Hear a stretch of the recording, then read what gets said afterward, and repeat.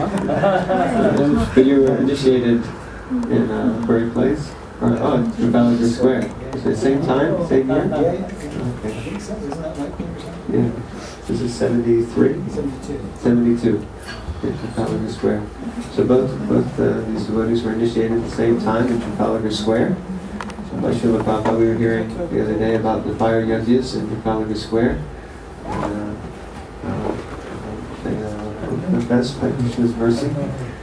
So they'll be sharing some pastimes and realizations with us, and also we're hoping that Mother Rama Shakti and also Mother Manohara will share something with us, because today is deity history, and we're trying to also keep in the mood of sharing with the devotees who are presently serving directly here on Sutter Street.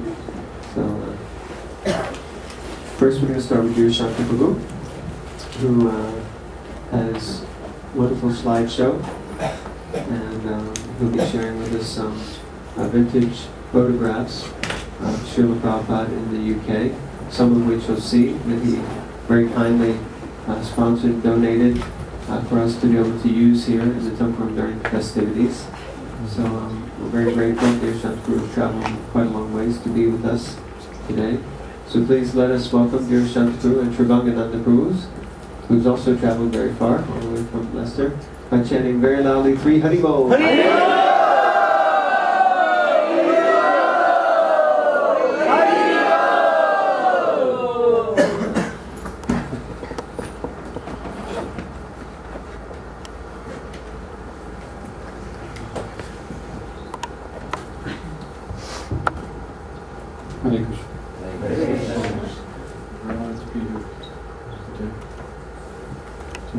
Slideshow. Interesting how I obtained the slideshow. I was in Los Angeles looking over some slides in the archives, early 80s.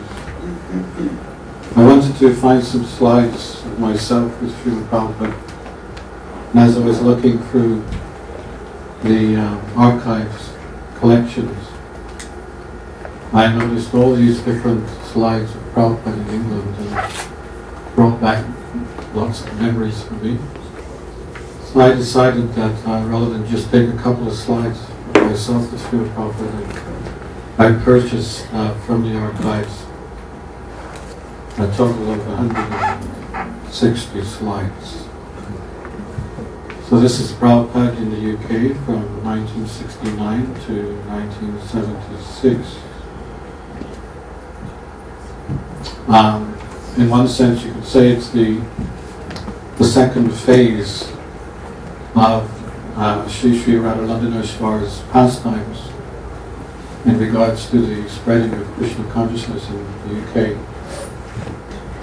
So what you've heard so far from the devotees from the early days, this is a continuation of that. Apart from these slides of the actual installation of Sri Radha Londonishvara by Srila Prabhupada, all the other slides are after that period, from 1972 onwards. So these are a collection of slides of Srila Prabhupada on morning walks, room conversations, Rathi Yatras, deity installations, his arrival in the airport and his arrival at the 2 different temples, Giri Place Temple and the first time when he came to Bhaktivedanta Manor. So, and then also Srila Prabhupada sitting on the lawn of Bhaktivedanta Manor. Srila Prabhupada being recording sounds, bhajans. So it's a whole variety of slides, and I hope you will enjoy it. It's accompanied by some music. This music was done some years ago. It's called The Garland of Songs. And I think that the music itself is very appropriate to the slideshow. If everyone could just please move forward.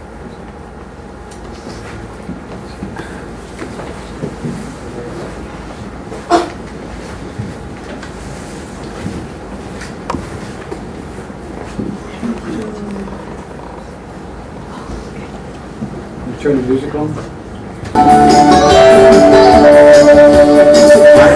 Little soul, his heart is never cold, so peaceful and poetic, with a message true and bold. He's never seeking praise, so silent and so great, and his transcendental love is the magic in his ways. And when I see his love, I know I've got a long, long way to go, and will I taste the love that he's feeling inside.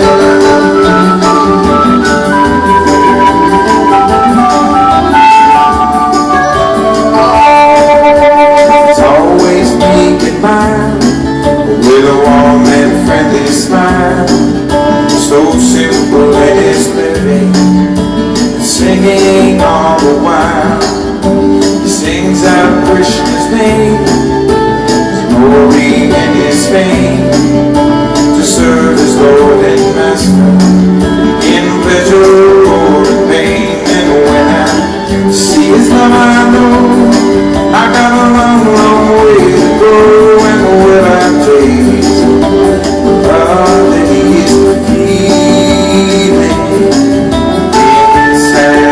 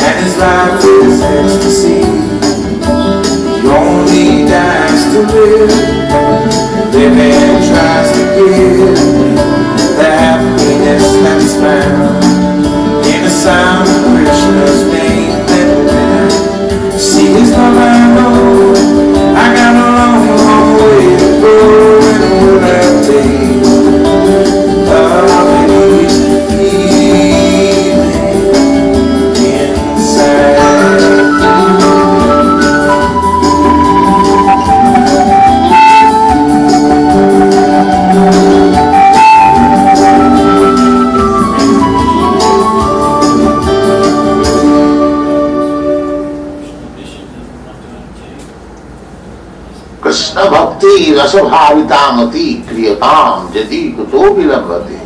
With our this Krishna consciousness, I have taken this from this word, Krishna Bhakti Rasabhavanamati.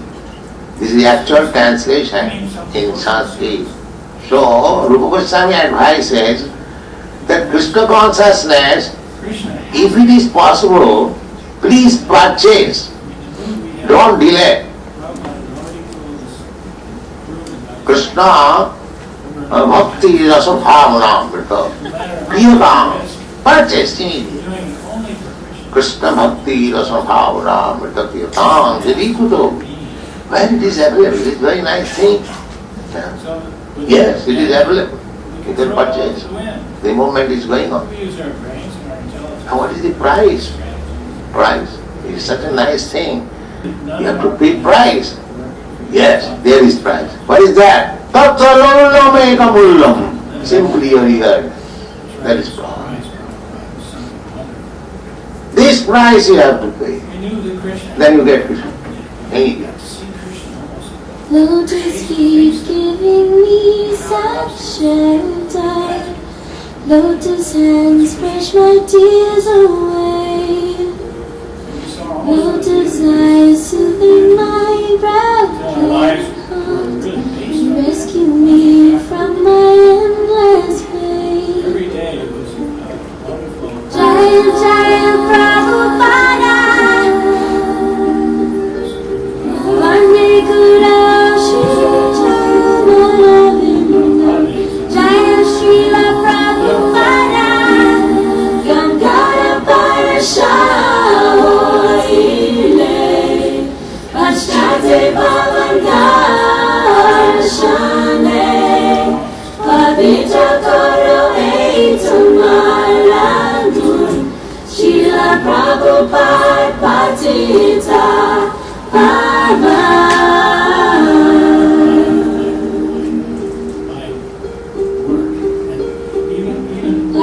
Guru gave books to cure me of diseases that come with this age. Golaka full of spiritual pleasure, He revealed on every page. Jaya Jaya Prabhupada, Vande Guru Shri Charavinda. Jaya Shrila Prabhupada, Jaya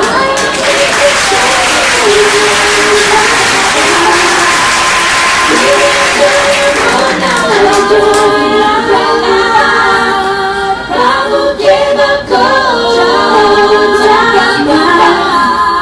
Srila Prabhupada ki jai.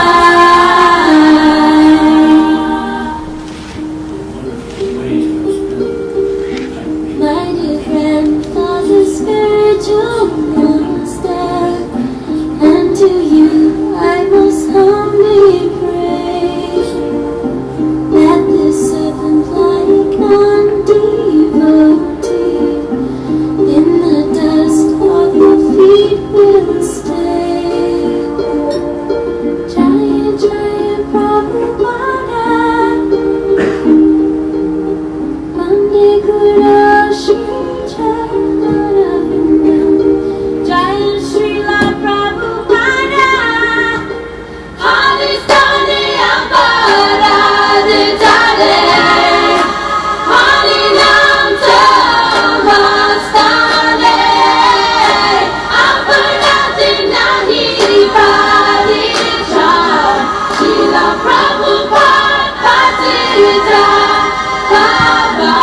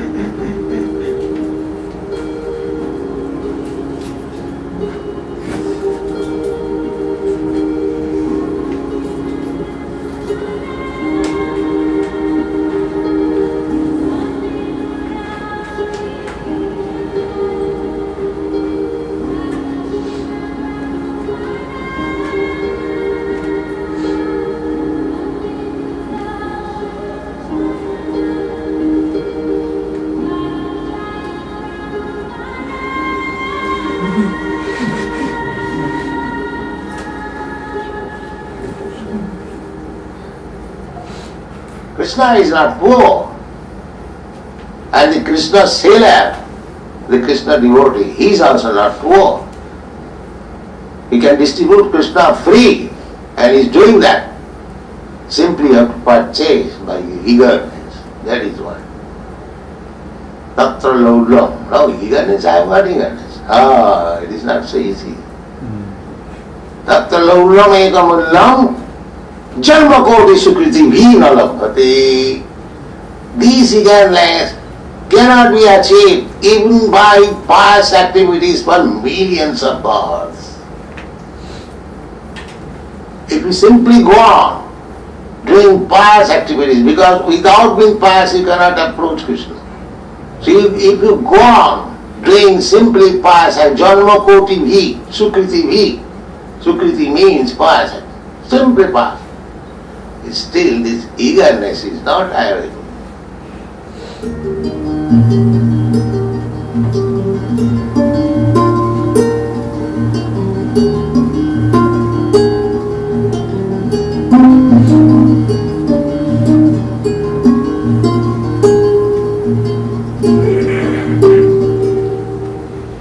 Before you came our lives had gone to hell, without a chance of recompense, where each of us would sell his heart and soul for fleeting gain, bewitched by Kali's grin, yet shackled by our own desire to lead a life of sin, a life of sin.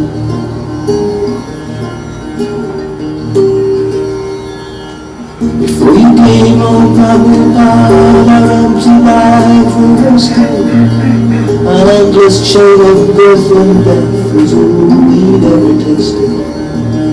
The bitter juice of Maya's fruits had burned our hearts like fire, but then you came and brought us back to life by your desire, your desire. I come from man and saffron cloth with skin like molten gold. You strayed into our frozen lives and melted hearts grown cold. You simply preached the Yuridharma word Chaitanya gave. Just chant the holy name and dance. There is no other way, no other way. No other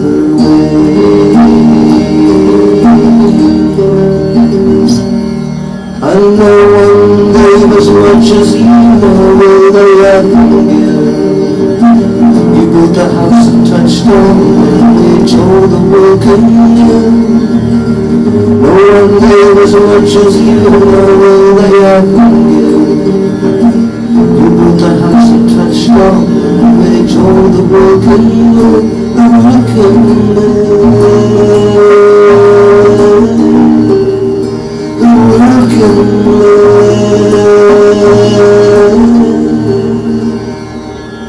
The prophecy of Lord Chaitanya you fulfilled alone, in 10 remaining years of life, far from your native home. You smashed the words of hollow fools who gathered in defiance of common sense, who killed us all in the name of modern science. You broke the teeth of Mayavadis, charlatan gurus, and all who posed as men of God, but never had a clue. You founded temples, Gurukula, farms and DBT, translated almost 40 books for all humanity.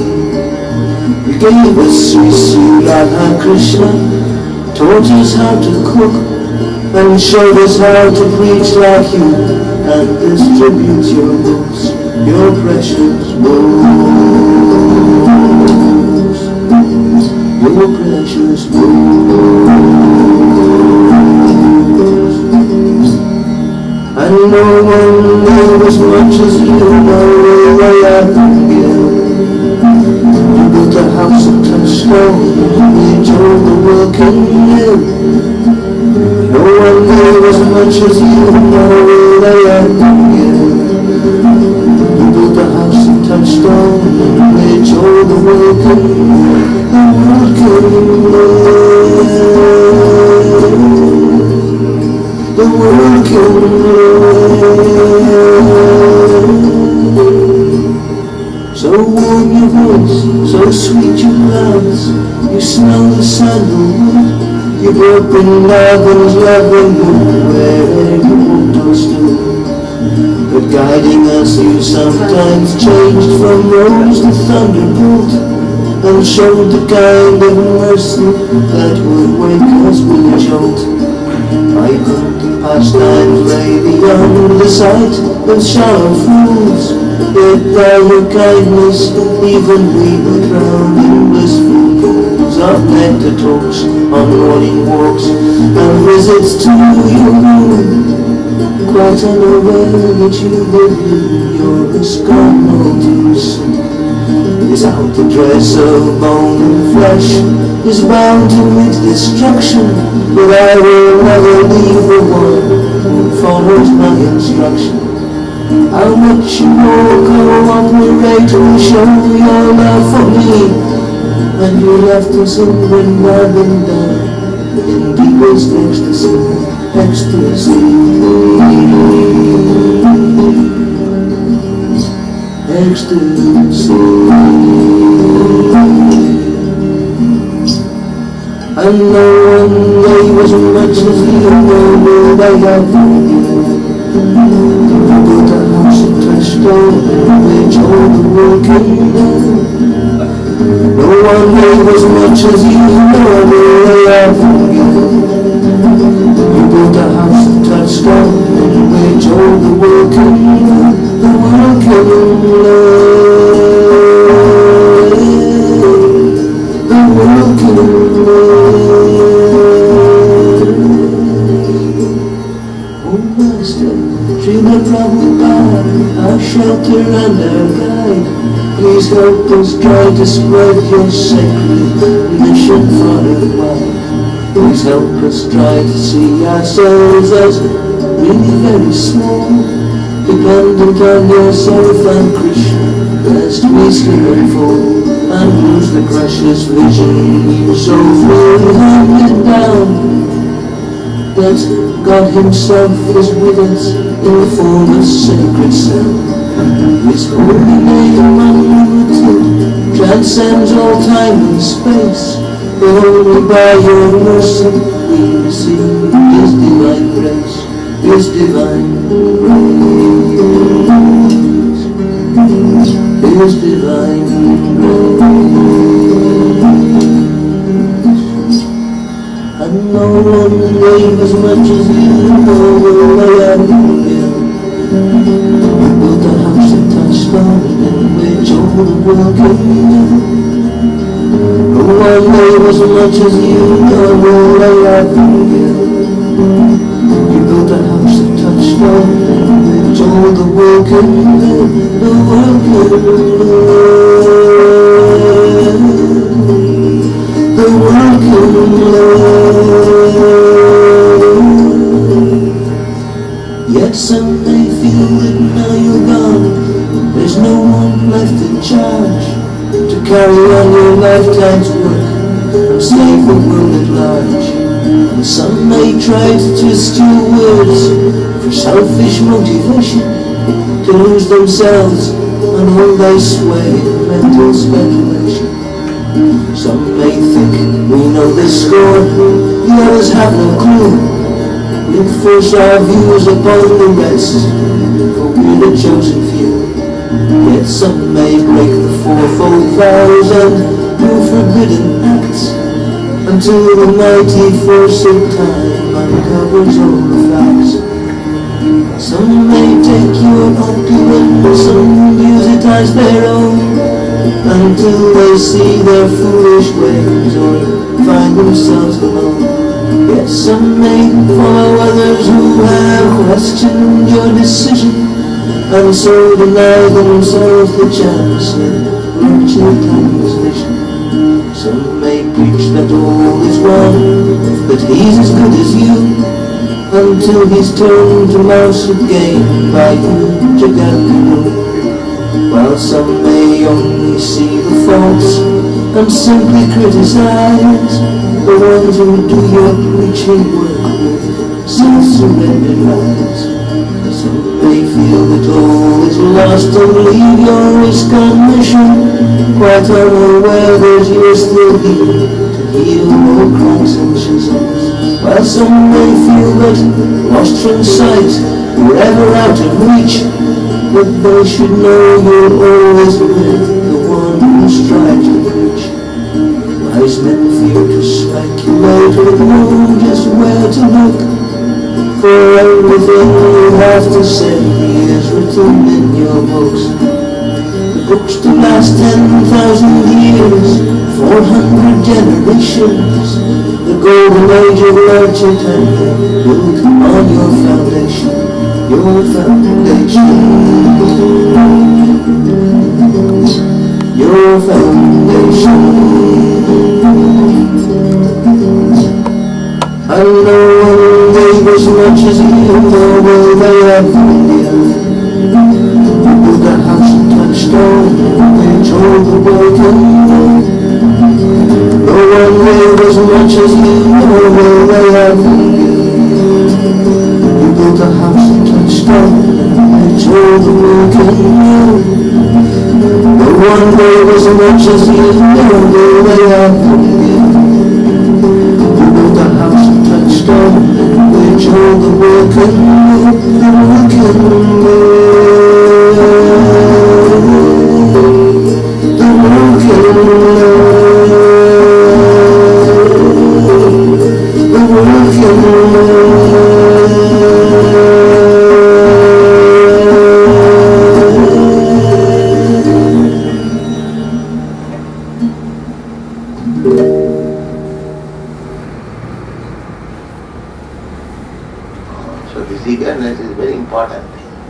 But it can be happened by the association of devotees. Therefore we are giving chance to everyone to involve that eagerness. Then you will see God eye to eye. It is not difficult. Tatsudhana munayo. Those who have developed that eagerness, faith, that I must see Krishna in this life. This life is meant for seeing Krishna. It is not meant for becoming dogs and hogs. Unfortunately, the whole civilization is going on. They are being trained to become dogs and hogs. It is the only institution that is teaching people how to see Krishna. This is the only institution, this Krishna Consciousness. It is so important. Tasadadhanamunaya jnana-vairagya-juktaya. By eagerness, automatically he will be enriched with knowledge and detachment. Knowledge does not mean now we have discovered this atomic bomb. That is not knowledge. What knowledge this is? People are dying.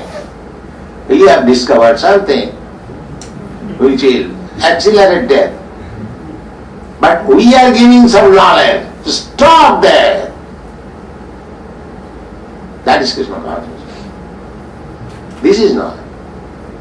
Jnana-vairagya.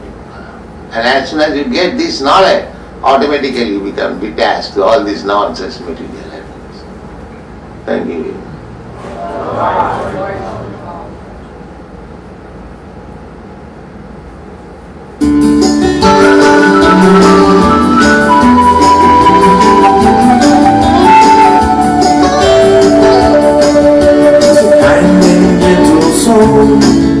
His heart is never cold, so peaceful and poetic, with a message true and bold. He's never seeking praise, so silent and so great, and his transcendental love is the magic in his ways. And when I see his love, I know I've got a long, long way to go, and will I taste love that he's feeling inside.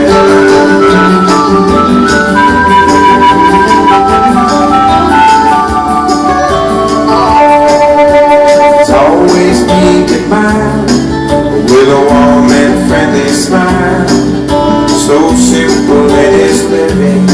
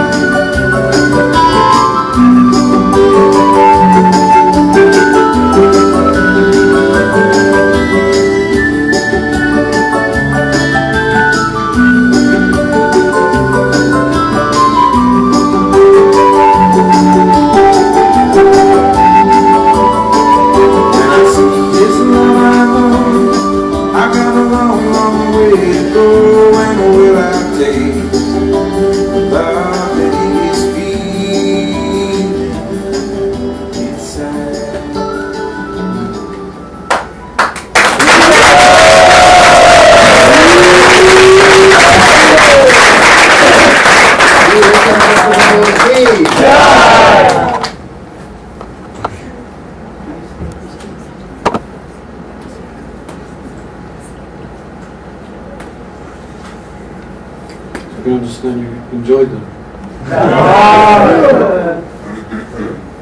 I've seen it so many times when I was actually crying a few minutes ago.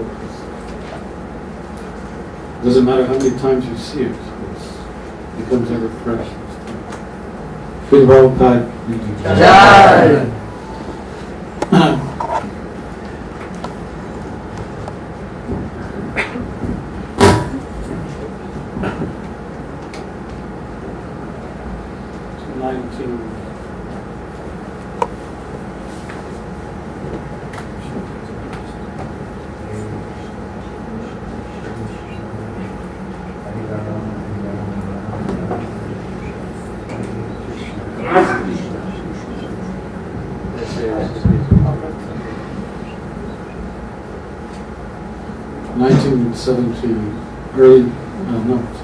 1968, I was at my home, living with my parents. I was a hippie at the time, and of course the best television program in those days was Top of the Pops. And this particular week I had a surprise, because in the #1 spot, suddenly the devotees came on the stage.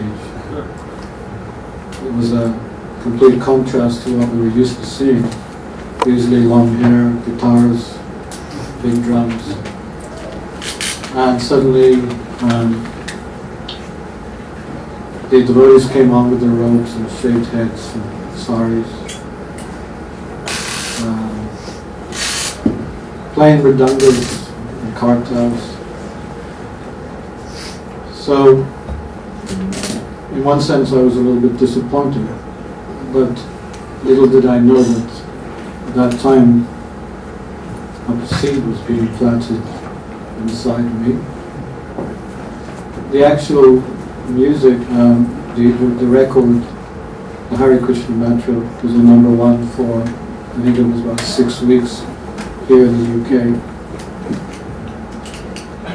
So it was very popular at the time. And then, as it's probably already been mentioned, it was followed up by an LP where the different songs from the Goddess of Fortune were recorded by George and the devotees. Somehow or other I was at a friend's house, and it was lying on the table, and some reason or other I asked to borrow it. I don't know why, but all I could see was the album cover with Radha Londonishvaras on the cover. But when I took it home and played it, I started to play it every day, to the point where actually I stopped listening to all my other music. That's the effect that it had on me.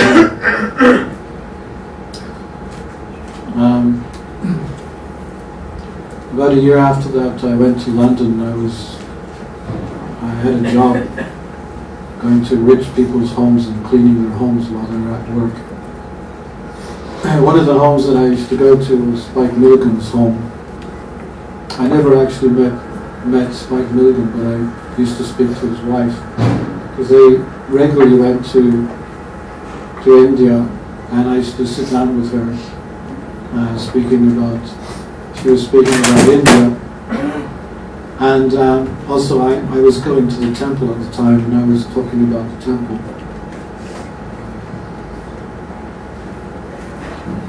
One day I came to the temple, and Kishore, one of my godbrothers, was preaching to me. He was sitting on the stairs, and I was at the bottom of the stairs, standing. And in those days, you actually believed that as a hippie, you were something very special. That if you weren't God already, then you soon would be. So with my long hair, beard, you have to play the parts. Suddenly Kishore bowed down right before me, and I was thinking, wow, that's pretty good. He's already understood me. Well done. I'll come back here again. But as he got up, he said, oh, that was my spiritual master. Because Prabhupada went from his room to the bathroom, which was outside on the landing. He said, that was my spiritual master, Srila Prabhupada. And if you like, you can come and listen to him tonight. He's giving a class at the temple.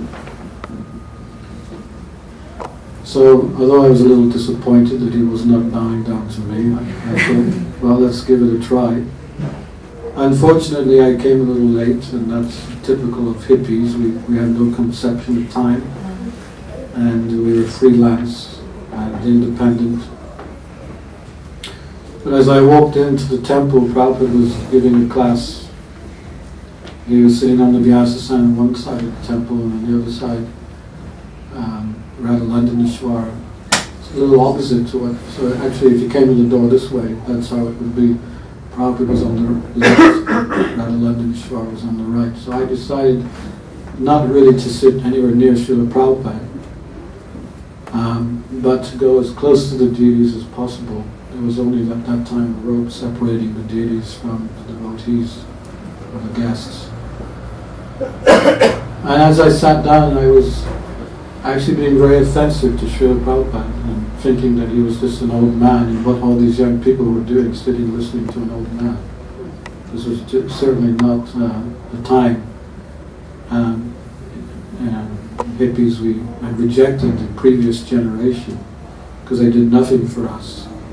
And we were starting the new revolution in consciousness. And therefore, there was a rejection of listening to older people. And when as I was thinking like that, devotees started to turn around and look in my direction. I know that some of the devotees here have heard the story before, but since there's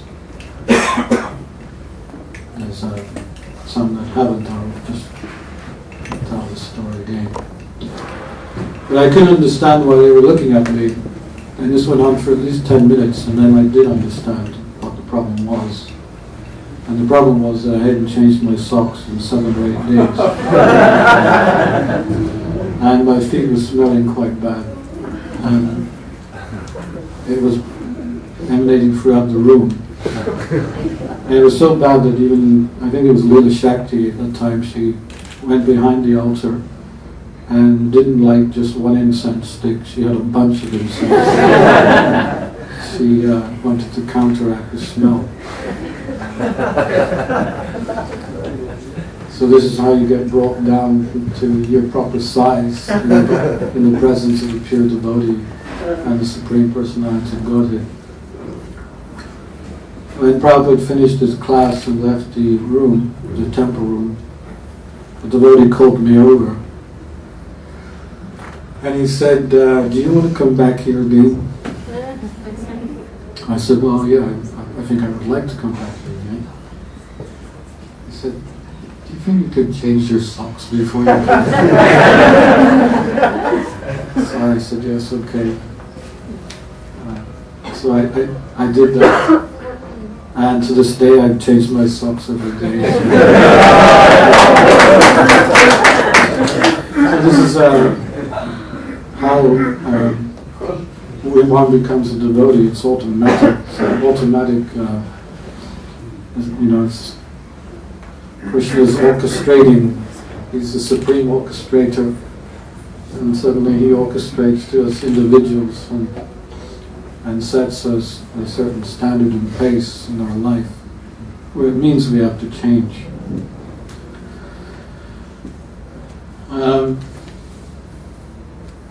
When I eventually joined the temple, at that time, Tribhangananda Maharaj, he was actually the Swami who was local. He didn't travel at all. He just stayed put, and he was actually training us in different things, learning Danga, learning how to sing. And I remember his help with me. He would tell the devotees, hey, see that person over there? He's a saint. He's definitely going to become a devotee. And anyway, one time I asked him, what does it mean by becoming a devotee? I mean, how do you know? How do you know if you should be a devotee? And then he just told me very straightforward that he said, you won't need anyone to tell you. You will know. You will know the day. The day will come when you just say, yes, I want to be a devotee. So I became a devotee, and as it's been mentioned, I got initiated in Trafalgar Square.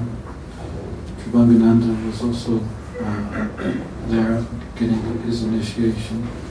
It was a very hot day, and we were also on top of the sacrificial fire, so it was doubly hot. I remember that so clearly.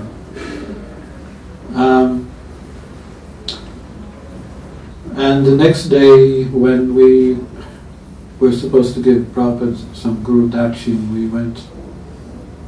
In those days, we didn't actually get money from the different devotees around. We had to go on the street, because devotees didn't have any money.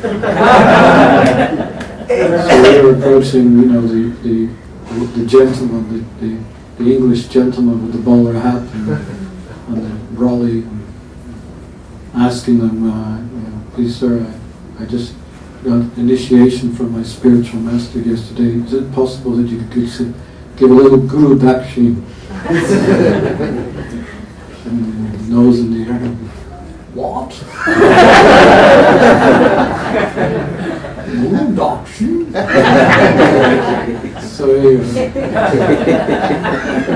oh, here, come on, be off with you. So they did a donation, and it was embarrassing for them because we wear our traditional clothes, and we never hidden from the limelight of being a devotee.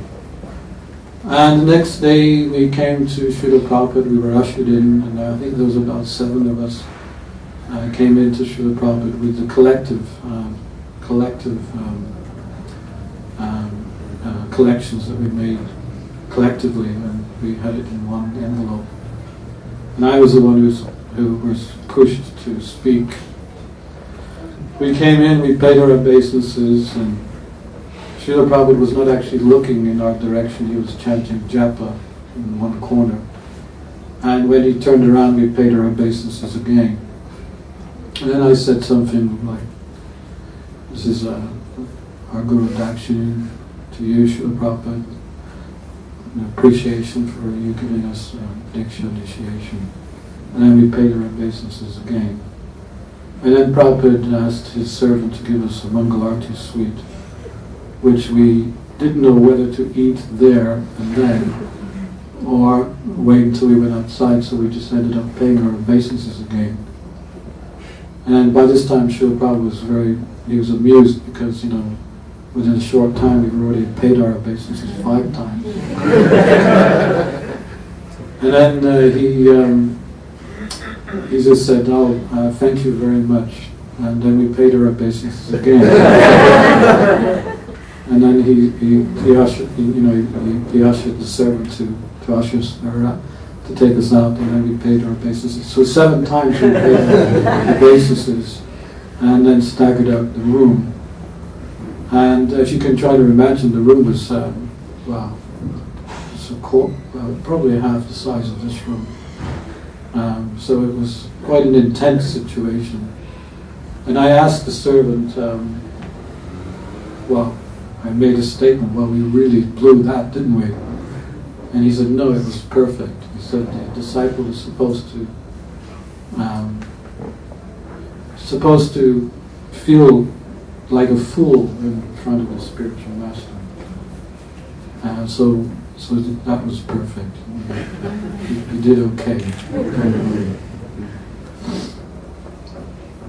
So in those days we didn't have any books, but we used to go on Harinam every day. They had BTGs, so some of us would distribute BTGs and some of us would be on the Harinam party, going alongside the Harinam party, distributing the BTGs. I was a little bit deviant one day, and I decided not to follow the party with my magazines, because there was one shop that I noticed was blasting out all the music that I used to listen to, Pink Floyd and all these groups which I was naturally still attracted to, and I started to distribute the magazines outside this shop which was blasting out the music. And I was thinking, well, this is comfortable. A little bit for Krishna, a little bit for me. And it was comfortable up to a point, because one day I came along to do a similar thing, but then suddenly the music changed, and suddenly I heard the sound,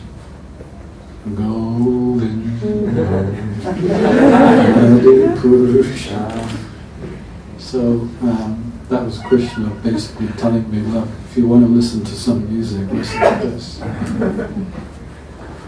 And the party used to go down Oxford Street. We used to leave after breakfast and come back for lunch about 12 o'clock, and used to shower and take lunch, and then after lunch we would go out again, up and down Oxford Street from Bury Place and back. And there was one fruit vendor who really didn't like this, because in those days we had fruit vendors actually on Oxford Street. They would park their fruit container and sell their fruit just like that on the street. So naturally they had to listen to our chanting 4 times a day. And one of them was just really upset. And each time we passed, it was almost like that demoniac nature within was coming out. And it was not very nice for us to see. Sometimes he was just raging with frustration. And one day he just flipped it. It just, it was just the ultimate in frustration for him. And what he did, he let the kirtan party pass, and then he grabbed the last devotee. He grabbed the last devotee and started beating him. And this devotee, he screamed, "Haribol!" And we all turned around and saw the situation. And everyone just jumped on this guy. Except for me, because, as a hippie, I believed in love and peace. So I just looked from a distance and watched. And I just cannot forget the sight of this. It was just amazing. The devotees were literally on top of this man, beating hell out of him. And one devotee, Padmalochan, he was so enthusiastic. He had his cartel swinging, hitting this guy in the head. Something that you probably couldn't do this day, because you would get sued. But in those days, it was a little bit different. When they finished with this guy, he was like, he just didn't know what hit him.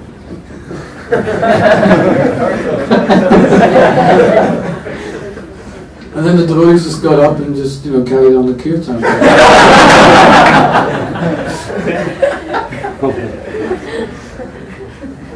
And the next day, this was what I was fearing, because he could have gotten a whole pile of persons to friends to attack us. So I was at the back of the kirtan, being very sheepy, expecting something to happen. But to my surprise, this man, he was there, for sure he was there. And he was bruised and, plasters all over him. But he actually ushered the devotees down the road. Yes, Hare Krishna.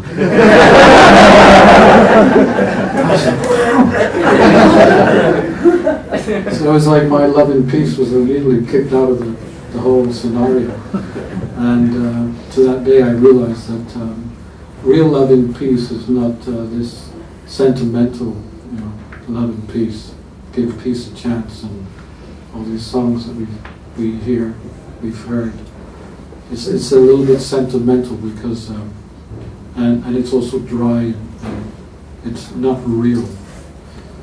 Real love and peace comes from the holy name and the association of devotees. even if they're beating you up. This man definitely got full-fledged mercy of Lord Chaitanya. And he didn't become a devotee in the real sense, but at least he was appreciating the devotees after that they were not sentimentalists, and even though we were wearing dresses or skirts or whatever they like to call it, we had a philosophy and we had a way of life and we had principles, and in no way were we going to let any devotee be beaten up by a non-devotee. So he was very appreciative of that, and he welcomed the devotees every day after that. So very soon, very place became too small. Well, before that, let me tell you that in the evening time, we all looked forward to the evening kirtan from the Londonishvaras. Tribhangananda Maharaj was very, very special in the sense of leading his kirtans to the point where the devotees literally jumped high in the air in ecstasy. He would wear these black gloves.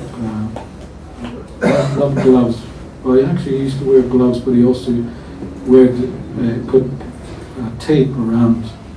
That's right, tape around the glove, so that when he was beating the drum, he would not cut his hand, because he was really very enthusiastic in leading the kirtan.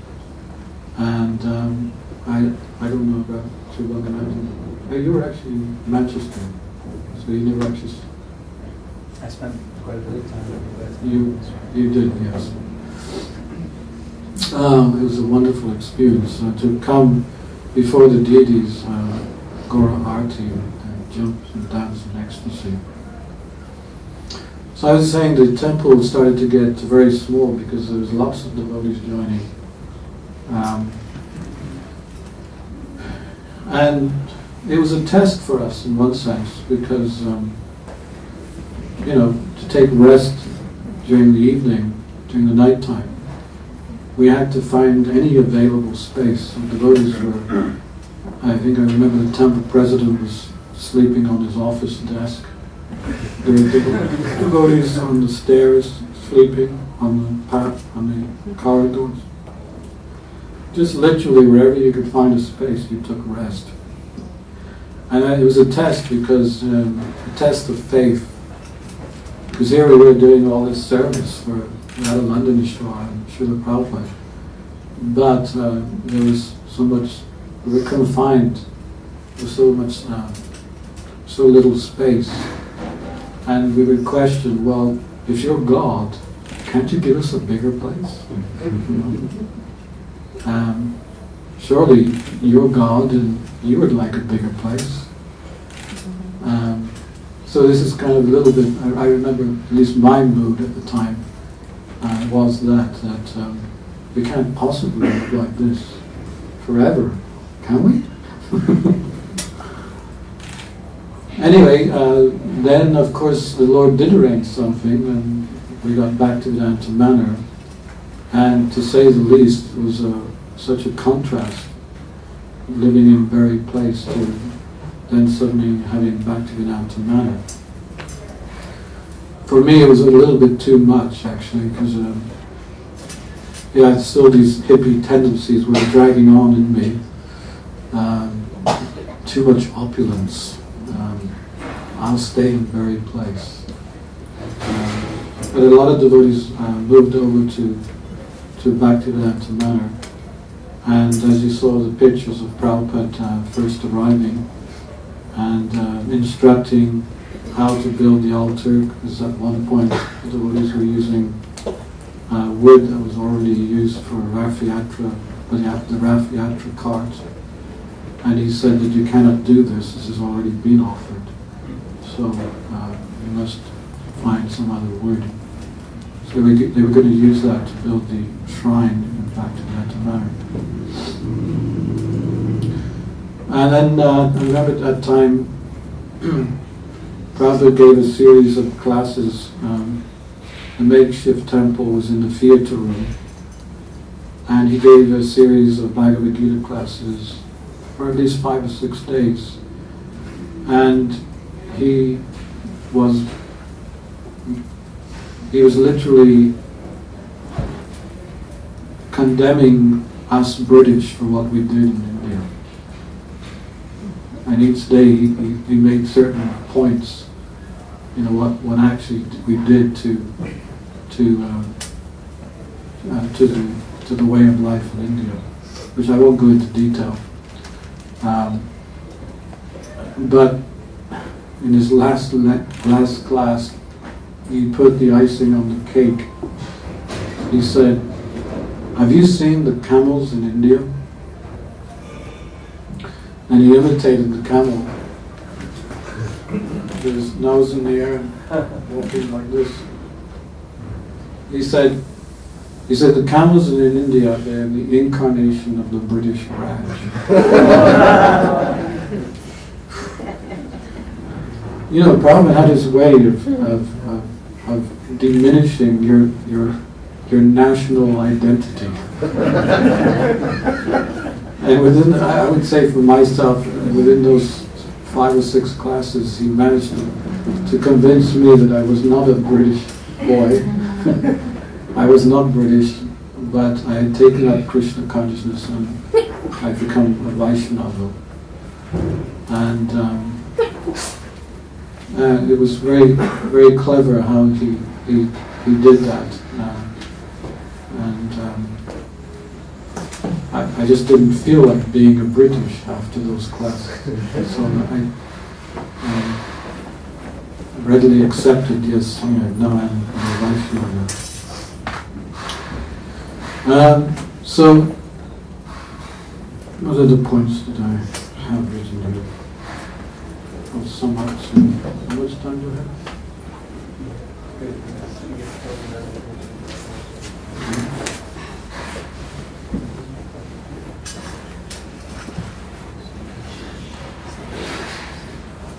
Well, there was one other point I forgot in the very place. When the temple was getting overcrowded, the temple president, who at that time was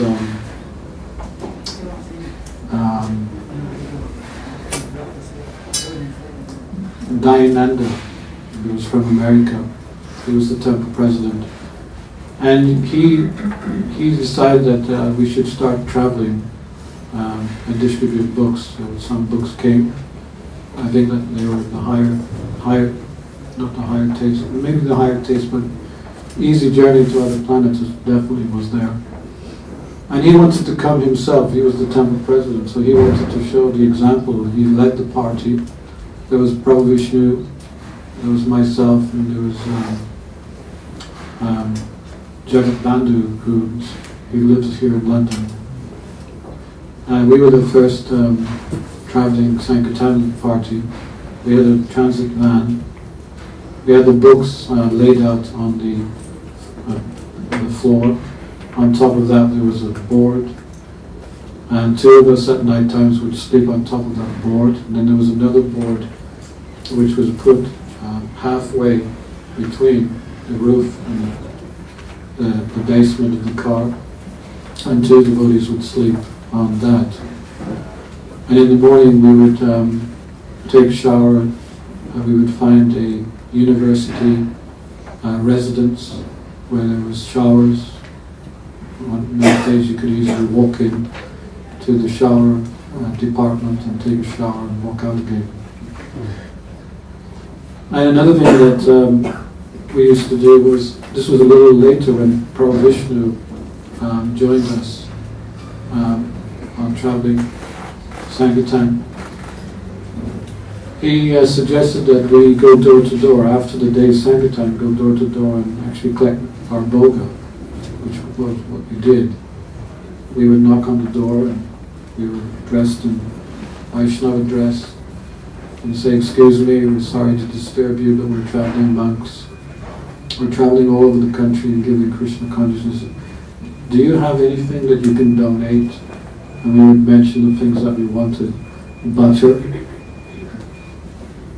more butter, milk,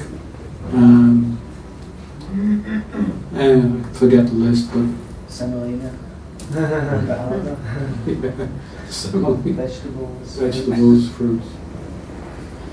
And they would go back into their kitchen and come out with whatever they had. And then then we would meet up after 1 hour with our collection and put in the car. So it was a really nice lifestyle that we had. That not only were we distributing Prabhupada's books, but we were also trying to be as much as possible self-sufficient by acquiring donations from the local people in the town. So it was great.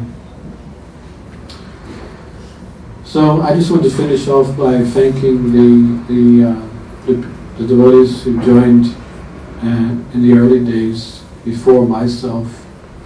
They set the pace, they set the standard, they set a good enthusiasm for us young devotees who just joined.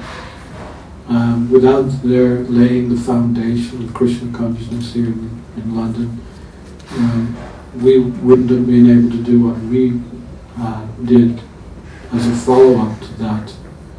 So I'd like to thank them. I'm sure I speak for all my God brothers and sisters who joined after that time, that period. We're very grateful to their coming from their country to this country and establishing Krishna Consciousness here in London.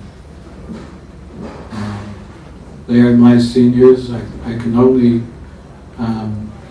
look up with bowed head and look up to them with all reverence. They're very special devotees, there's no question of that.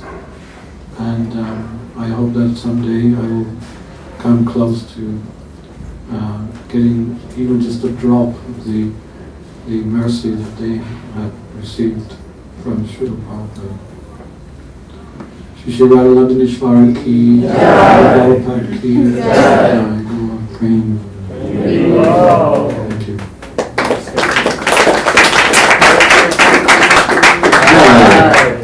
So I would like to invite Tribhangananda Prabhu, please, if you can.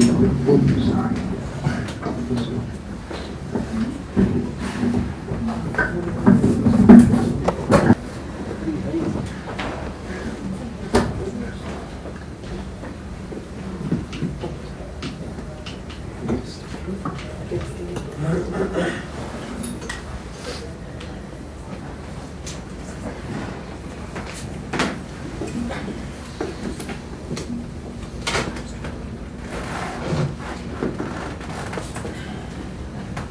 Hare Krishna. Hare Krishna. Hare Hare. Hare Krishna. Hare Krishna. Krishna Krishna. Hare Hare. Hare Rama. Hare Rama. Rama Rama. Hare Hare. It's a very famous mantra. So, I'd just like to start by offering my obeisances to Srila Prabhupada. Om Agyan Atanandasya Jananjana Salaka Chakshurandritam Jena Tasmai Shri Gurave Namah. Namah Om Vishnu Padaya Krishna Prasthaya Srimate Bhaktivedanta Swami Prabhupada. Namaste Saraswati Devi Gauravani Pracharya Nirvisesha Srimhari Stutana. This mantra is something that takes on more and more significance, hopefully, as we progress in our spiritual lives. These mantras are offering appreciation to Srila Prabhupada. There was a time when I would do these things as a matter of course, bow down and just recite the mantra. But I have to admit that thinking more and more about what Srila Prabhupada has actually given us is a very stunning experience and a very humbling experience. And actually, when we think about the meaning, I'm offering my respectful obeisances unto the lotus feet of A.C. Bhaktivedanta Swami Prabhupada, who is very dear to Lord Krishna on this earth, having taken shelter at his lotus feet. These mantras are very powerful, and they're very helpful for us when we're doing such a simple thing that we may do 5 or 7 times a day, or however many times we may do that, at least 3 times a day, to meditate and think actually what we're doing in our lives. I have to say that the whole experience of from beginning to come in contact with Srila Prabhupada's mission to as far as hopefully we've got in the current day has been an experience of gradually becoming conscious, gradually becoming conscious of our existence, of our foolishness, our ignorance, our rascaldom, and our rebellion against the Supreme Personality of Godhead, and trying to cooperate with Srila Prabhupada to try and turn this whole thing around, so that instead of being totally foolish, ignorant, rebellious, rascal nonsense, trying to actually gradually become Krishna's devotee. And that's actually the whole experience from beginning to end, in a nutshell. So, when it comes to talking about the early days, and today's theme, you want to talk about the deity's history, I have very little knowledge. I must admit that I came to Krishna Consciousness movement by the grace of Srila Prabhupada, by one of these wonderful BTG magazines. I read an article in there, and that was where I felt I first made my connection with Krishna Consciousness. It started to make some impact. I feel actually that was my first meeting with Srila Prabhupada. Just hearing something that he wrote, just reading, hearing, same thing. If you actually hear, you actually read, and it starts to sink in, and it becomes very meaningful. So that was where I first came in contact with Prabhupada, in an ignorant condition, taking LSD, but somehow or other, at that critical moment, getting to read a Bhakti Godhead magazine. That was such a powerful moment. And then, by the grace of Mahavishnu Das Brahmacharya, as he was then, and Rancho Prabhu, who had very kindly come to Manchester and given us that blessing, and who were busy distributing magazines and running this small little building, this little house in a seedy area of Manchester called, appropriately, Lower Seedley Road in Salford. They come and started a temple, and finally mustering the eagerness and enthusiasm to come and visit the temple, standing on the doorstep and feeling, wow, this place is like an island in the whole cosmic flux of the universe. This is the one solid place we've ever come across. And coming inside, and from there Mahavishnu very kindly, patiently, trying to deal with me and answer my questions and try to put all my so-called appreciations of what life was all about at that tender age of 17, put them into perspective so that I could make sense of the universe and life and everything. Mahavishnu, as he was then Prabhu, he very kindly gave us a little prasadam. It was probably because it was a Sunday evening after the guests had already gone, and my suspicion was that it was actually the leftovers from the plates of all the other guests. But whatever it was delicious prasadam. And it made a fantastic impact. And along with the kind kata that Mahavishnu gave us.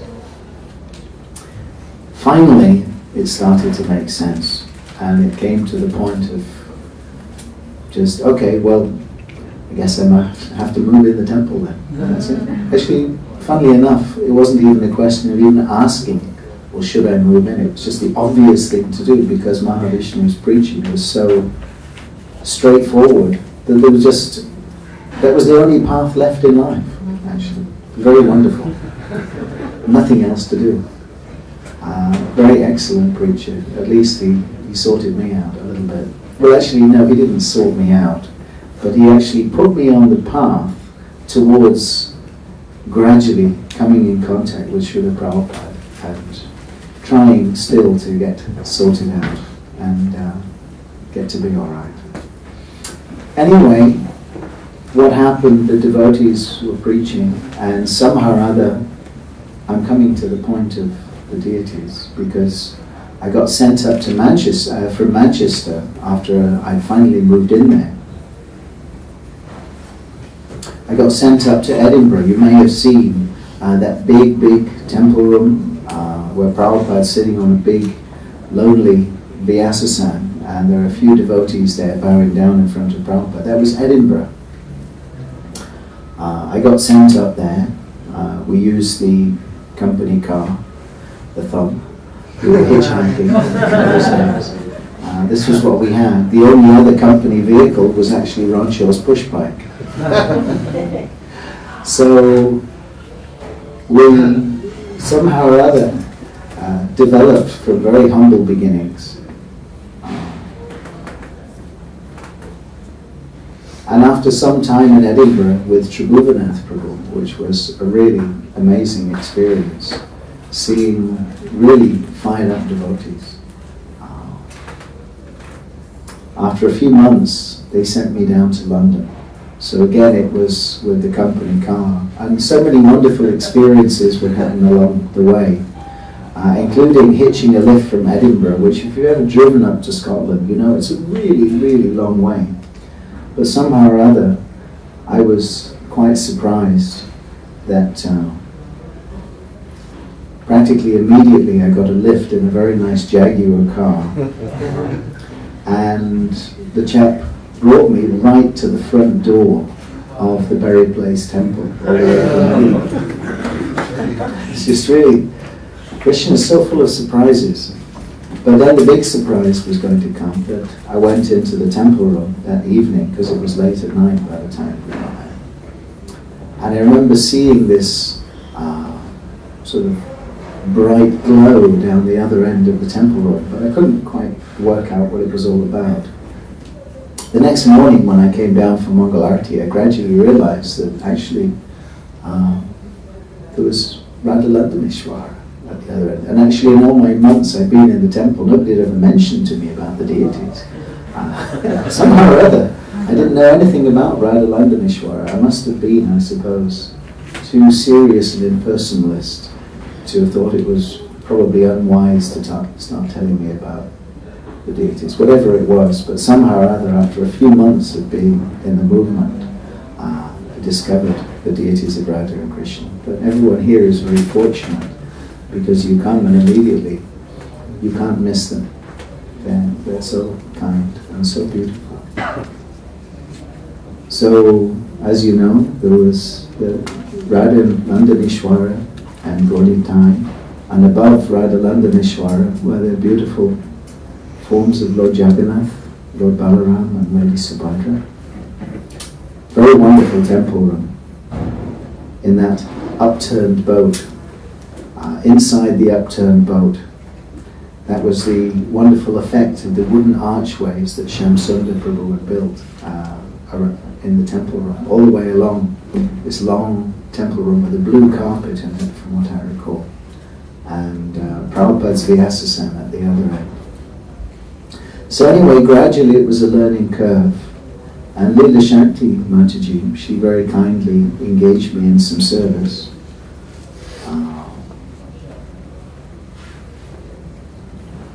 My first service directly for the deities was actually installing the spotlights for Radha Londonishvaras.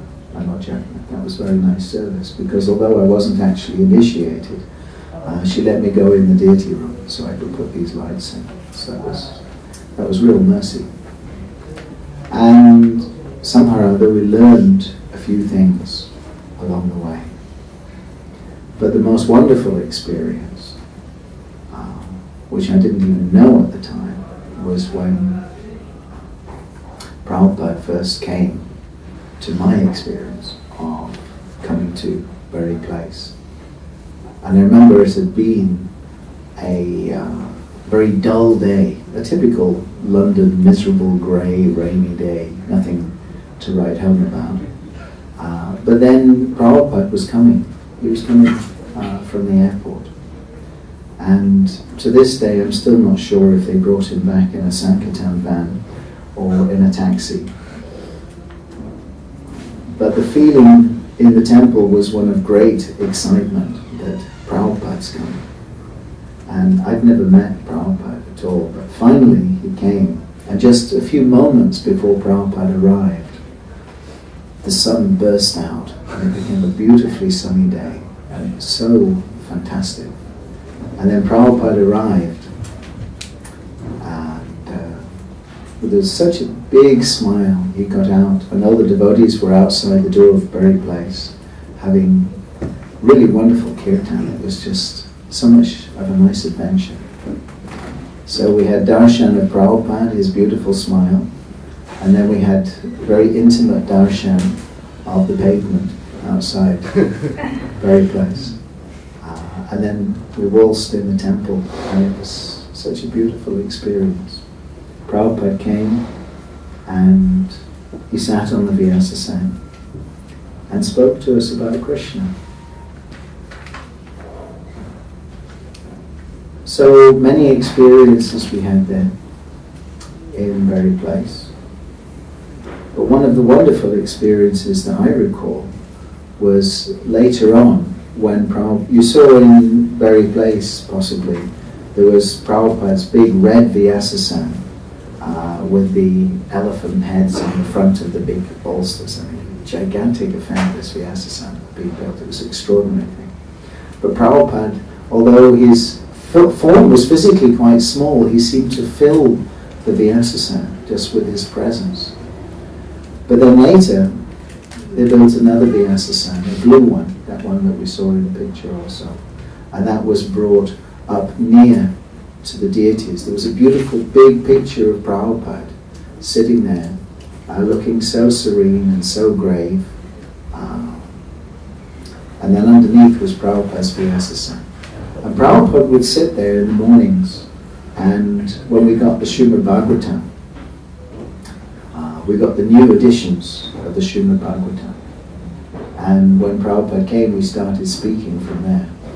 So Pradyumna Prabhu, he would recite the Sanskrit, and we would gradually learn how to actually pronounce the Sanskrit mantras. We had very little idea. And Prabhupada would sit there on his Vyasasana looking out at us over his glasses with his Bhagavatam in his hand. Here's Radha Londonishvara, the Supreme Absolute Truth, right in front of us. And here's Prabhupada speaking from the Bhagavatam, trying to explain to us about who this Supreme Absolute Truth actually is, looking sometimes over his glasses at the deities and looking at us, and putting his glasses on to read from the Bhagavatam. So the experience was something like, you might think, sleepy little kittens curled up, just trying to wake up, because it was a very stuffy little temple. I don't think it was wider, as far as the temple is concerned, than this wall to this pillar. I'm sure it wasn't any wider than that. I believe it was quite a bit longer than this room. It was difficult to stay awake. It was very difficult to stay awake, just like now, because I'm speaking softly. I haven't started shouting yet.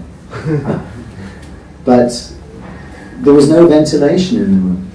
I think you've improved it a bit now, which is very good. But in those days, there was a couple of windows at the far end of the room, and there was one ventilator fan, which didn't really seem to do much, and everybody else seriously breathing all the oxygen in the room, which was quite difficult.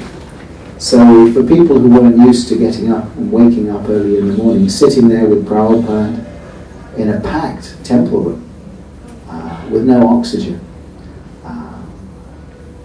trying to stay awake was quite tricky. Somehow or other, we managed to hear at least some of what Prabhupada was saying, which was very fortunate. And somehow or other, Radha Londonishvaras have stayed here for us. Lord Jagannath and Balaram and Subhadra have stayed here for us all this time, and very patiently waiting for us to wake up, and hoping that we'll develop, as we heard on that those very nice presentations made by Dhirasanta Prabhu earlier, that we'll develop that eagerness, that loya, that greed to know Krishna, to meet Krishna, to see Krishna. Just like when I came here today, I saw that there's so much enthusiasm. This is such a nice temple. You have such fortunate devotees here. So much eagerness to chant Krishna's name and dance and sing and make life successful. It's really a wonderful experience. And this is really the great blessing of all those days. Whatever insignificant, tiny little parts we played in going out on Sankirtan, in trying to assist in some way, making ghee-wicks, any little services we did for Radha Londonishvaras, chanting, dancing, hearing Bhaktivedanta, trying to understand something of Bhagavad Gita and Srimad Bhagavatam. The result is all of you. Everyone here who is now eager to serve Krishna. Some devotees who have developed some appreciation of Krishna, some appreciation of Srila Prabhupada. The result is so wonderful that the deities are more beautiful than ever. They're so, so beautiful. And they're being worshipped with so much love by all the devotees here. It's such a wonderful experience to see how their lordships are being so nicely cared for 40 years later. And all the devotees are so enthusiastic to take care. So I don't really have very much I can speak, apart from thank you all very much for taking such nice care of each other, and for taking so much care of Srila Prabhupada's mission, for continuing to hear what Prabhupada is tirelessly prepared for us in Srimad Bhagavatam, which he's continuing to speak to us all the time. Just if we open the covers of Bhagavatam and try to hear what Prabhupada is trying to tell us, that here is the absolute truth. Here is our position, that we are the Lord's eternal servants, and here is our chance to go back home, back to Krishna.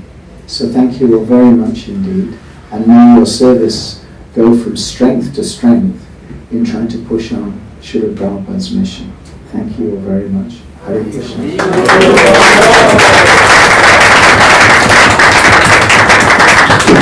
Tribhangananda Prabhu ki jai. So I think Murali Prabhu is also going to join, and he's prepared a little slideshow. While we're waiting for him to come, does anyone have any questions they would like to ask?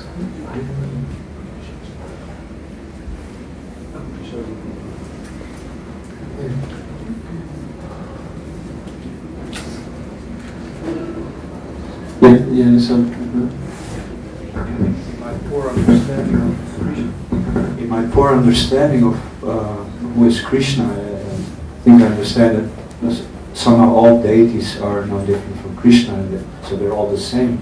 Deities of Krishna, yes. They're all, but there is a difference between different deities, isn't it? Like deities in Bangladesh, in some sense they're different than the deities in London. But is there something specific, personal you know about these deities? What is specifically pleasing to them?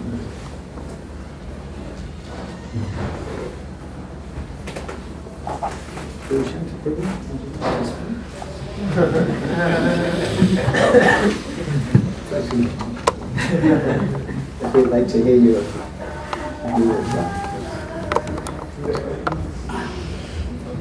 Well, one thing that if I recall the early days of taking prasad, Radha Londonishvara Mahaprasad, and taking it today, that same flavor is there. So it's very mystical. The deities are very mystical, and they have a certain pastime.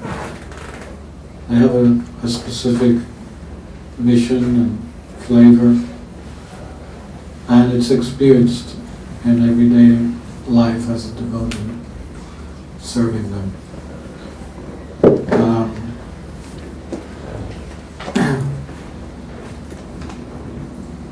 When the devotees saw that I was coming every day to take the Sunday feast, they asked me, would you like to come every day for lunch?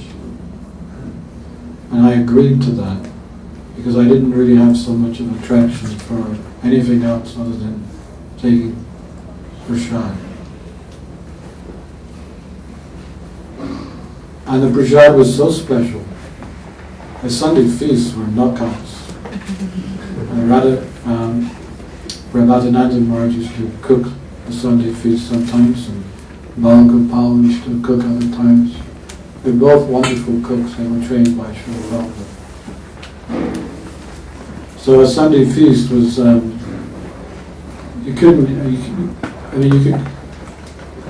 you give 10 classes on it, you still won't come to understand the inconceivableness of the Sunday feast in a very place temple. And I would say that's how I actually cleansed myself from all the mundaneness of my previous conditioning. I was just taking the prasad. I didn't know at the time when I was taking Radha Londonishvara's prasad that it was having any effect on me. But one day after leaving the temple, I was on the top of a double-decker bus, and suddenly something very mystical happened. Krishna started to dance on my tongue, and I said the name Krishna.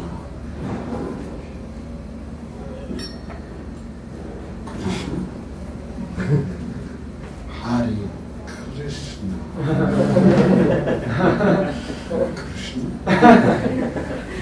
And then I started to really chant. I was chanting all the way home. When I got home, I was chanting and chanting. I couldn't stop. The next day I came back to the temple. I said, you know, I have a problem. I said, what's your problem? Well, I keep chanting your mantra. I couldn't stop chanting last night. So the devotee then he smiled and he said, do you know what you've been eating the last 3 months when you come into the temple? I said, well, it's just good food as far as I know. I said, no, it's called prasad. Prasad is Krishna and Krishna is prasad. Don't worry about a thing. Just keep coming and eat.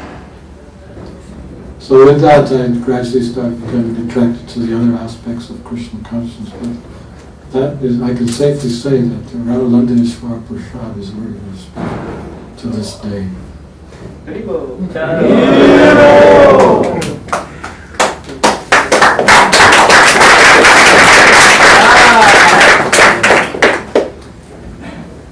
I can perhaps say one other thing, and that is that these deities, beautiful forms of their lordships, are very, very special.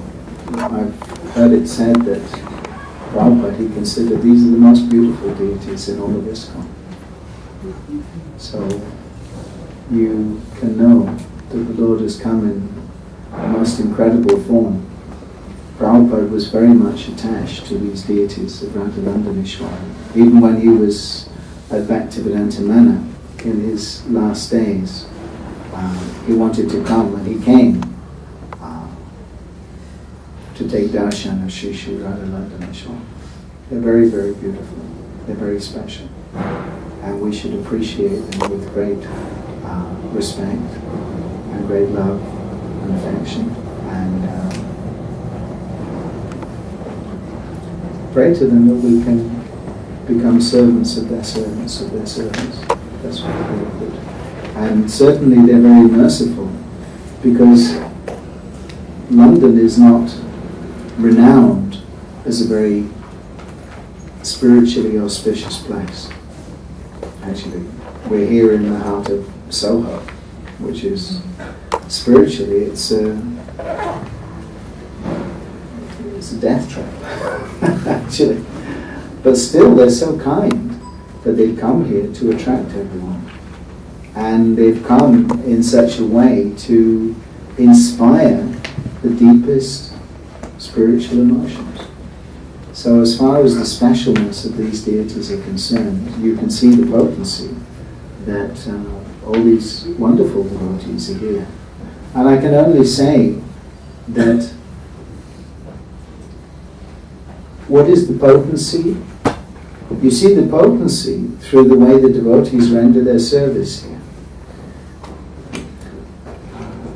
There's one devotee who I met here a few months ago. He was busy cleaning upstairs in the Brahmacharya ashram, and he had such a blissful smile on his face. And I asked him, Prabhu, what's the secret? You know, what's the secret that you keep staying so enthusiastic? And his reply was, menial service. Actually, this is his reply. This is the secret of what keeps me enthusiastically. Just rendering menial service to the devotees. But here, they're encouraging everybody to feel in their hearts how to be a menial servant. So this is special. This is very unusual. This is totally wrong as far as the material world is concerned. But here, it's totally right. So we're getting a lot of blessing here. I'd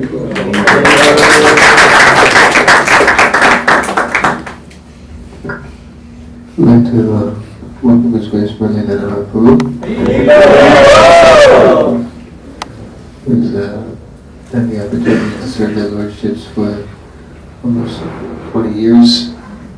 Almost 20 years now. And so we've invited him as the head pujari for the last 5 years? 6 years? No, more than that. Maybe 10, 9 or 10 years? Yeah, actually you were head pujari when I came, so almost 11 years probably. Yeah. So 11 years serving as the head pujari. And I mentioned earlier in the week that Murali Prabhu actually on Monday, after the festival is finished, he'll be going to Mayapur for 3 months to study there with Nishri Bhavacha Prabhu and the other senior devotees, Janani Vasprabhu, Pankajamali Gurus, who are leading the deity worship course. Actually, Mother Jamuna mentioned the other day to me, she's also going from here for that. Really? She'll be there during that course, and I told her that you were going to be there, and she was very excited actually. She said, oh, something very special is happening, that's what she said. So this is very special, but Murali Prabhu was supposed to leave the end of October to start the course beginning of November, but in a very surrendered mood and with great enthusiasm he has stayed on to be part of this celebration and to help manifest these glorious darshans that are happening each and every day. So please, with great enthusiasm, let us welcome Brother Manohara Prabhu and encourage him to speak something about their lordships.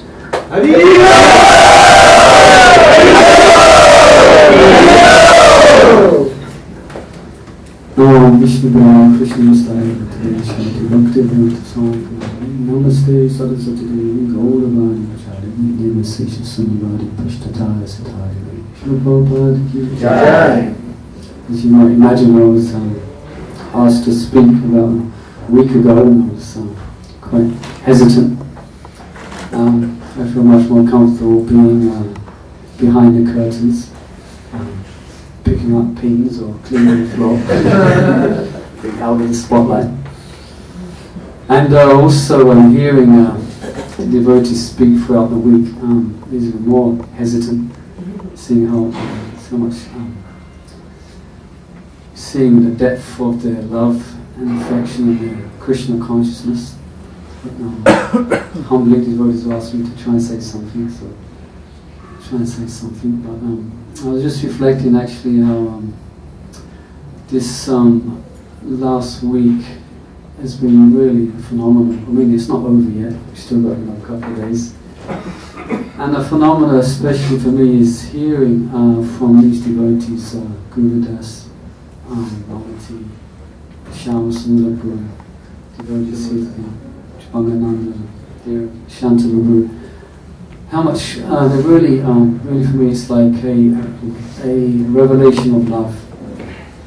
A revelation of love, and you see how deep their affection and attachment to Shrila Prabhupada is and to their lordships. And I was thinking that I've never really experienced this type of love before, never really seen it, because I came from a Western culture, and most of the families are not exactly working so nicely together. But especially this week, I'm seeing how it's really a real manifestation of love, and that's how Krishna works. I was also reflecting how I'm listening in the week and how he's hearing how the wonderful adventures of Gurudas and Shyama and what they went through to establish the deities here. How Krishna is very expert at churning the heart, not churning the heart and not letting anything go easy. He always creates a drama. And I was thinking in that regard, like, I was scheduled to not be here, and I had my ticket, I paid for the ticket, and I had the date set. And I was feeling hesitant to go because I knew what a wonderful time it would be, but it seemed like I thought, yes, it must be that way because I got my ticket. Destiny has ordained it. But it was a whole drama. But the devotees, and that's what I experienced as well. I just like to appreciate the devotees because I was really quite overwhelmed by the love and affection that they actually showed me in wanting me to stay. And so when finally the temple president came to speak with me, I was easily persuaded to stay. So let's speak about the deities, Radha, Londonishvaras. They have their ways of making things happen. I remember their mystical ways. Although we are not perfected devotees, we are, at least definitely for myself, at the stage of Vaidhi sadhana bhakti, practicing the rules and regulations because I have to. But still the Lord directly intervenes in our lives.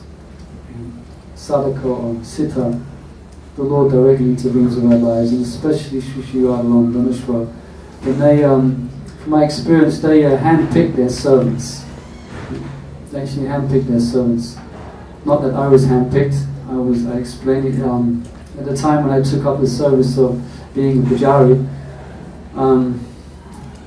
I was on book distribution, and I was struggling on book distribution, and I wasn't doing so well.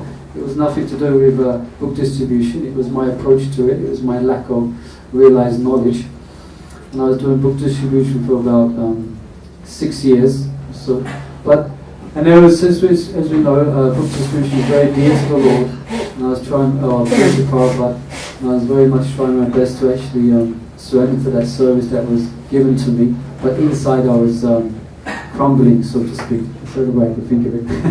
I was really struggling out there on book distribution. Again, not for the service itself, but to my approach to it.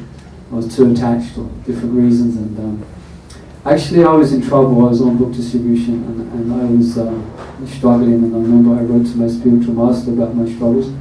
And I never even, because there was so much, as we know, especially in those days, perhaps even now, but those days especially, book distribution was really emphasized. I mean, it is now, but we know in the past it was really, really emphasized. So I would never dream of giving up that service. Just trying my best to carry on. But the point I'm coming to is that Shri Radha Londonishvaras could see my struggles from within the heart. He could see my struggles through the via medium of my spiritual master. There was one day my spiritual master asked to see me. This was actually the book distribution got moved to Bhaktivedanta Manor just for a few months. That was in 1996, and it was there that he asked to speak to me. And I was very excited that my Guru wants to see me, so expectant and excited. And he said, so tomorrow, the first thing he said is, tomorrow you should go back and be a full-time pujari. You should go and surrender to Mother Archana and ask for service. So for me that was a major thing, because I didn't dream of such a thing.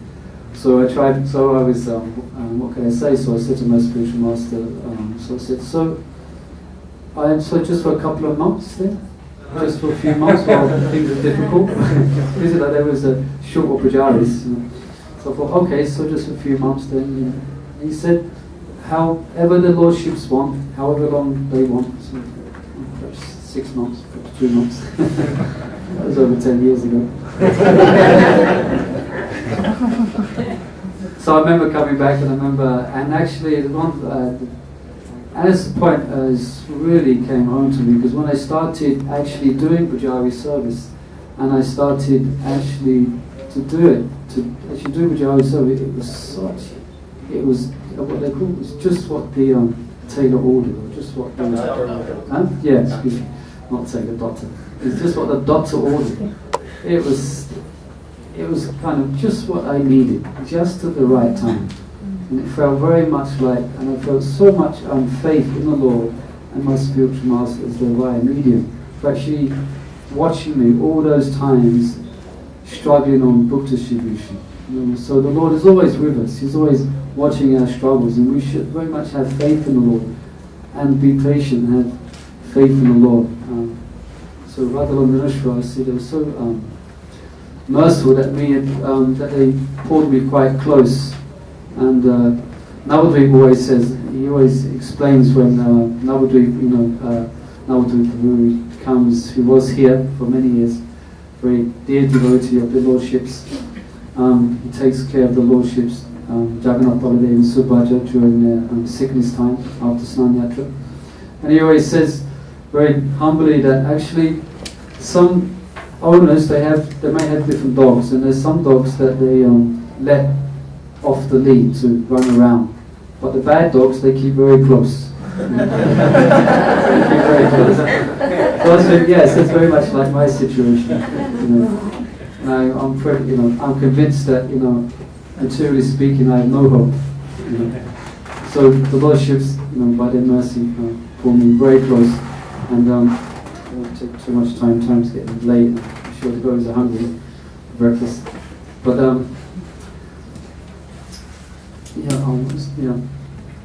one position, one point I wanted to mention is being in a position of head pujari is that I should just backtrack a bit. How I came to be somehow head pujari. I don't know how that happened, but somehow it happened. Well, again, it was the Lord's arrangement. I remember I was sitting here chanting japa one time, just in front of this poster. I was chanting japa. It was just like as Dhirasanta Prabhupada was explaining. It was one of those rare occasions where your japa's japa. Where it's really nice. And I was just chanting, and it felt like my heart was, opening up, and it was like nectar. And in my mind and in my heart, I was, yeah, Krishna, I surrender to you, whatever you want. It was and the darshan became, every time it's beautiful, but it seemed like the lordships were like opening up their curtains a bit, and I was chanting, kind of surrendering as best I could in my heart. And then, and I wasn't head Vajra at that time, and then about 3 hours later, or perhaps the next day, or very soon after that, Mahajutru asked to see me, and Mahajutru was very expert at helping, or very expert at explaining to devotees why they should do a particular service. And that on top of what I was experiencing before, then Mahajutru explained the situation, well, this devotee, this happening, this is happening, this is happening, this situation, so this situation is going to not happen like this, so actually you're the only person on the planet who can actually do this service. And because I had that experience of chanting, I was just, Hare Krishna, yes, I can try my best to, and somehow or another came to that position. But the point I wanted to perhaps finish on here is just to mention what a wonderful position actually. In one sense it's a position of responsibility, but in another sense it's a position to actually see the spontaneous love of so many devotees. Yeah? So many devotees. I think especially here in the last week as well, my experience of being head pujari, and I have so many devotees coming to me where they just want to do anything and everything for their lordships. Yeah? Is there anything I can buy? Is there anything I can do? And it's a spontaneous love. It really is.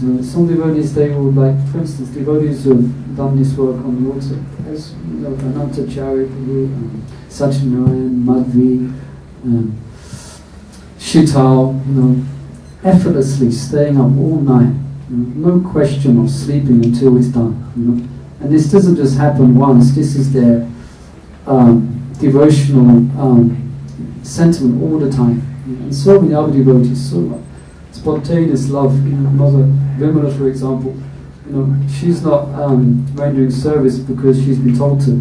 There's no way. She's on a very exalted level of spontaneous love and affection. And other devotees as well. There's so many devotees that if I begin to start to mention them all, we will not have breakfast. But it's a wonderful education for me. It's always astounding for me to see how much love devotees have for their lordships, and how much. And I was also thinking as well was that there's this saying that you can't see the forest for the trees. Saying, I was thinking actually, so many devotees have real love for them, as we experienced this week in hearing them speak. They have real love and affection for Prabhupada, and they're serving out of a spontaneous love. It's not rules and regulations. So sometimes, again, we can't see the forest from the trees. But if we could just stop, open our eyes and look, and you can see, hear and see devotees we're surrounded by very exalted devotees, serving with great affection and love. So for me, this is one of the highlights of being in a humble position of head pujari. It's just getting the association of so many devotees of rendering so much spontaneous service, and the lordships reciprocate the devotees in so many wonderful ways. Some often devotees. What time is the final time? But so many devotees always ask me, "Have you had any dreams? Any special realizations or dreams?" I must admit, I sleep quite well. I don't have any dreams. They're not so good. Occasionally. But I just reveal one little dream I had. It's very nice. One dream I had, I remember when I had one dream when the lordships, Radha Londonishvaras, they was, do you know how when you take prasad and you sit on one knee with your leg up? Radha was down by the plate off the altar and was taking prasad and all like that. It was taking so much prasad. Another dream, just a couple, and dreams that isn't really amusing, but as we know, Gaudensai often need painting because their eyebrows like that is often a thing, and I tend to put it off, until devotees, literally come to me, you have to get Gaudensai painting. And so one time I had this dream is when their lordships, Gaudensai, needed painting, and in this dream I looked down the stairs and I could, well, first of all, I was waiting for the pujari to bring the deities upstairs to bring, and then I heard this and Gaudensai were jumping up the stairs, they couldn't wait. So the next day I thought, okay, I've got to get them painted.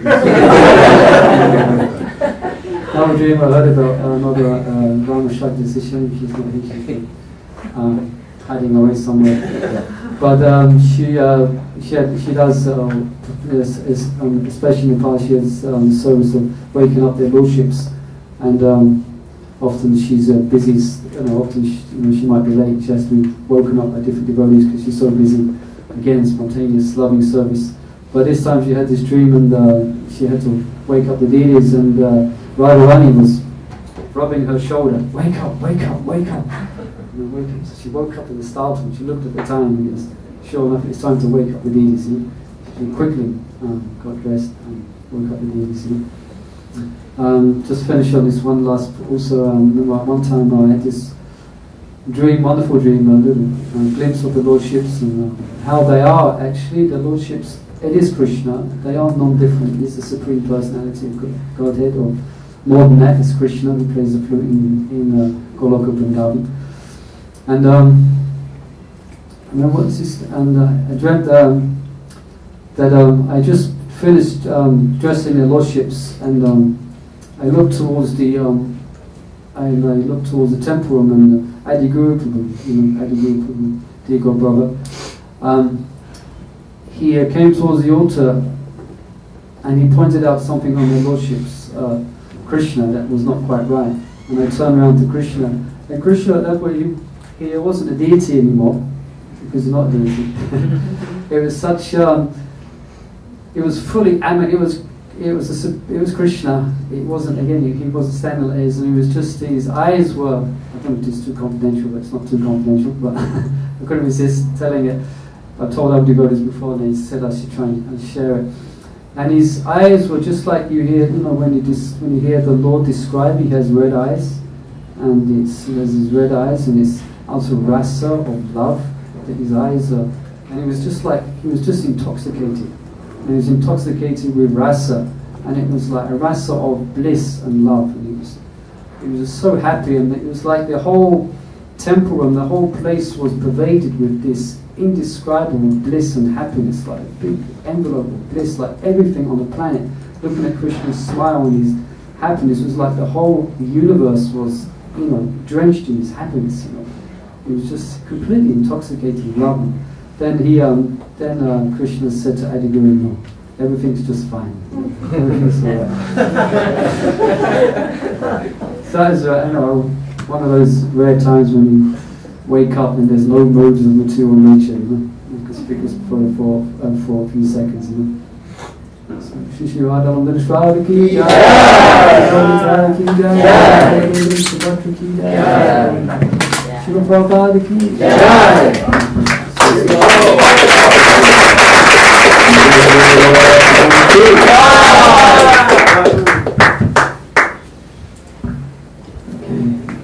Actually, I think we could probably go on for hours. We should pull things to a bit of a close, at least for now. And thank these devotees who come today and shared so much with us. Thank you very much, Brother Manohara, for sharing those things. He was definitely shy, you could say, about it. Spoke very wonderfully. Tribhangananda Guru also, thank you very much for coming. These devotees also had late night last night at Bhaktivedanta Manor, still managed to come and Is there association? Well, also you only asked me about 10:30 last night. Yeah. So I apologize that I wasn't really able to collect thoughts very well. So, please let us express our appreciation of these devotees. I'm chanting again very loudly for you.